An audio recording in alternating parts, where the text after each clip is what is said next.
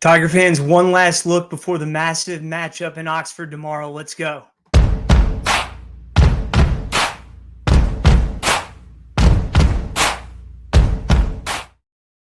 What's going on, everybody? I'm Teddy Brennan here on Louisiana Boot Crew Media. Beautiful Friday night here in South Louisiana. Certainly a lot less humid than it was last Friday. We'll take it. Just an awesome time of year, and can't ask for a bigger matchup than number 4 LSU, number 13 Ole Miss tomorrow.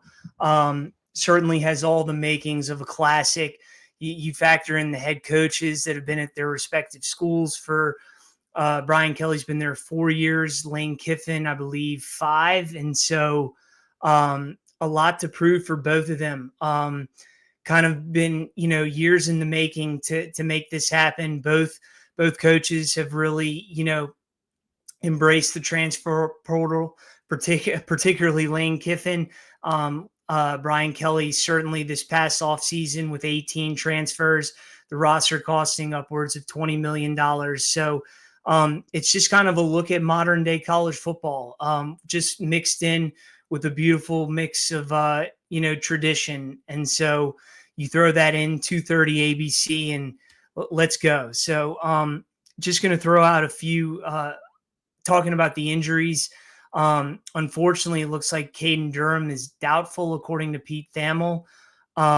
We'll still wait to see for confirmation on that. But that is a big loss for the Tigers. He's their bell cow. But look, it's next man up, and Juwan Johnson has been playing tremendous these first 4 games. I mean, what a story from Lafayette Christian, playing quarterback, all-time Louisiana leader in yardage, and then comes to LSU, starts at safety, then plays a little wide receiver, then quarterback in the spring when Colin Hurley was hurt, and now he's going to be the starting running back possibly tomorrow against Ole Miss in just a massive SEC matchup. That's just huge. But it can't just be all Juwan. We need to see some Harlan Berry, and Caleb Jackson needs to step up. I mean, this is his junior year. He's shown some really, really promising signs. He struggled at times, but this is really an opportunity for LSU to really get, this workhorse involved. Juwan Johnson, he's kind of a do-it-all. Harlan Berry, obviously more electric with the football in his hands.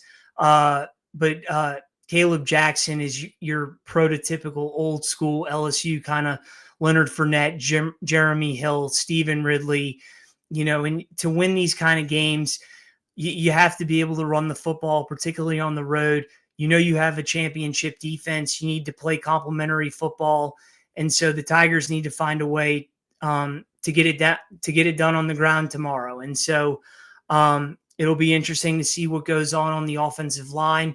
Weston Davis will be the starter, but we'll be on the lookout for Carius Kern, certainly. I've been talking about him for weeks, and I know others have too. And then DJ Chester's out the first half for targeting.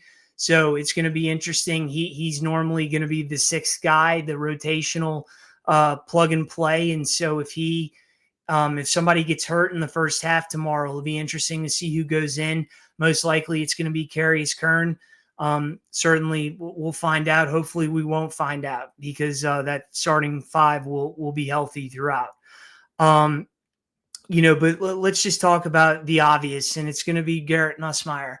Garrett Nussmeier, this is his opportunity to really shine, to put the team on his back, and he's had the opportunity to get a little bit of rest, to get healthier over these past couple of weeks with the torso injury. He looked fantastic last week. Granted, I know it's Southeastern, but still you got to go out there and do it. He did it. I mean, he was scrambling. I mean, that rollout to the left, the throwback across his body to Xavion Thomas in the back of the end zone just was beautiful. That scramble down the sideline for about 30, 40 yards. So, look, if we're getting that Garrett Nussmeier that was just not too long ago at the top of the Heisman odds and top of the number 1 pick, LSU is going to be in great position tomorrow, particularly when you have these wide receivers that have been playing so well, like Aaron Anderson, Xavion Thomas, Berrien Brown. hopefully we'll get some more Nick Anderson. He's looked great in the limited action that we've seen him with the football. And then Chris Hilton. I mean, just one day, right? We'll get him one day. And then how awesome is it to have Trades Green back? That is a massive, massive pickup for the Tigers. Huge in the red zone, a mismatch no matter which way you slice it. So the Tigers are going to be looking good on offense. It's going to be a hostile environment, but if they can find a solid running game, Nussmeier gets some protection and he makes the right reads and gets the ball into the playmaker's hands, offense is going to look fine. Moving over to the defense, it's going to come down to the quarterback. It's going to be Trinidad Chambliss, and he's been named the starter. Heck of a dual threat. Great story coming out of JUCO, and Simmons has been the guy the past couple of weeks, but Lane Kiffin feels comfortable with Chambliss moving forward, and doesn't mean that the Tigers won't see Simmons tomorrow also, but Lane Kiffin loves to run the football, and he loves to run it between the tackles with his backs.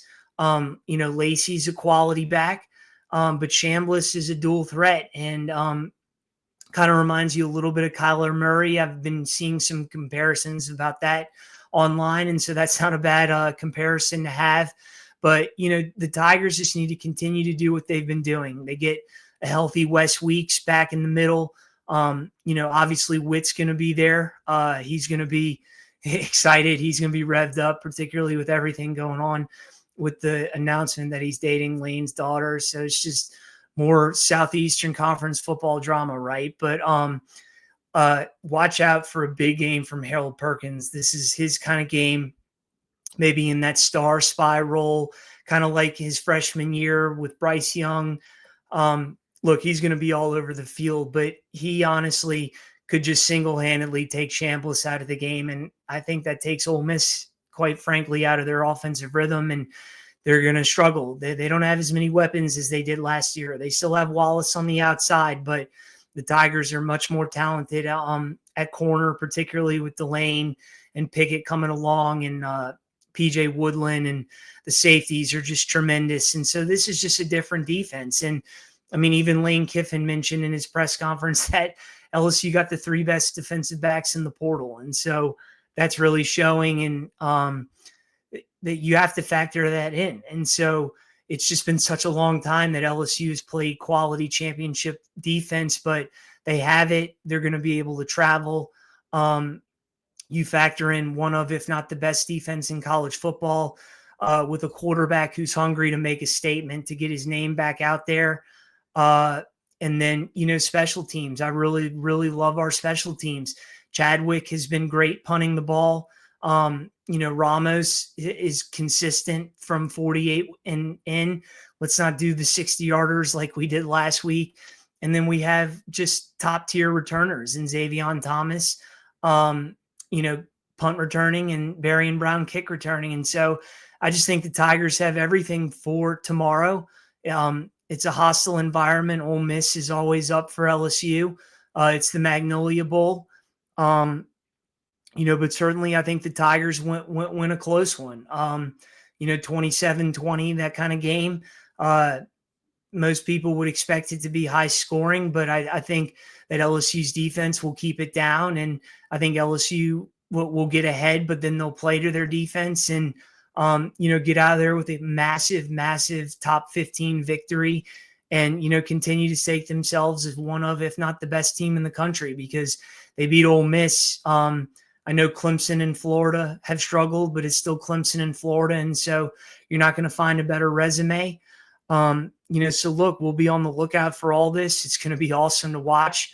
Sean McDonough, Greg McElroy on the call. Sean McDonough is solid. I know we all could, not a huge McElroy fan, but he's very, very knowledgeable. And so I just think he's just got it testy for the Tigers from his days playing for Bama. But, so look, LSU, a 1.5 point underdog. I'm definitely going to be taking that. And Lane Kiffin said, take the over. So take the over.